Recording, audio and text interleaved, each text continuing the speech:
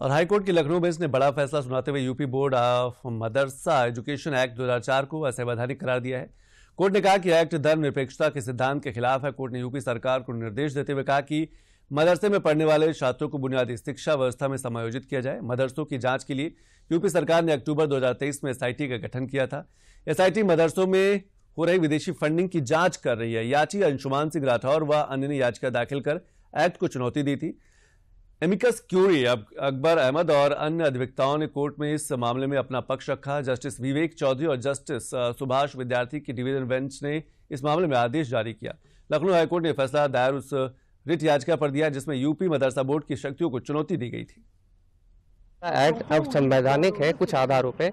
उन आधारों में से जो हमारे 3-4 आधार थे उसको वैध मानते हुए कि ये सेक्युलरिज्म के अपोजिट है और इसमें समानता का जो अधिकार दिया गया है अनुच्छेद 14 में उसका वायलेशन हो रहा है और 21 और 21A का वायलेशन हो रहा है। इसको मानते हुए उसको अनकॉन्स्टिट्यूशनल डिक्लेयर कर दिया है और ये कहा है कि जो बच्चे हैं उनको तुरंत ही जो सरकार स्टेट एडेड बोर्ड है उसमें एडजस्ट किया जाए और जगह कम पड़ रही हो तो नए विद्यालय खोले जाए, उसमें बच्चों को एडजस्ट किया जाए। और मदरसों के संबंध में और भी निर्देश दिए गए हैं जो आर्डर आने के बाद कंफर्म हो पाएगा कि क्या कहा गया।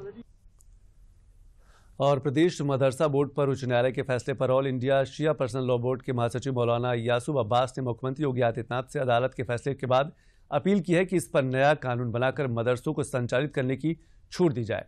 वहीं मौलाना खालिद रशीद फरंगी मैली ने कहा है कि अभी सुप्रीम कोर्ट के दरवाजे खुले हैं, इस फैसले के विरुद्ध हम सुप्रीम कोर्ट जाएंगे।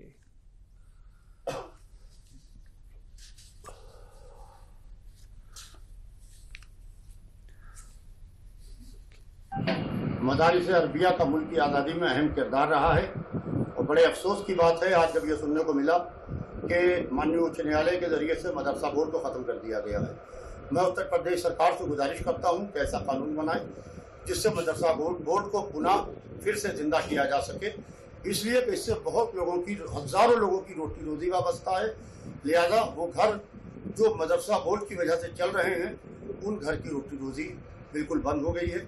लिहाजा मैं उत्तर प्रदेश के मुख्यमंत्री श्री योगी आदित्यनाथ जी से गुजारिश करूंगा कि एक बार फिर वो पुनः विचार करके इसको फिर से जिंदा करने की कोशिश। मदरसा उत्तर प्रदेश मदरसा बोर्ड के सिलसिले में जो फैसला आया है इसमें हम सबके सामने ऑप्शन मौजूद है कि इसको सुप्रीम कोर्ट में चैलेंज किया जाए और हमें पूरी उम्मीद है कि इंशाअल्लाह सुप्रीम कोर्ट से इस सिलसिले में इंसाफ मिलेगा, क्योंकि मुल्क के कॉन्स्टिट्यूशन के आर्टिकल 30 ने हर माइनॉरिटी को अपनी पसंद के एजुकेशनल इंस्टीट्यूशंस इस्टेब्लिश करने और उनको एडमिनिस्टर करने की पूरी आज़ादी दी हुई है और उसी के तहत हम लोग ये मदरसे चलाते हैं।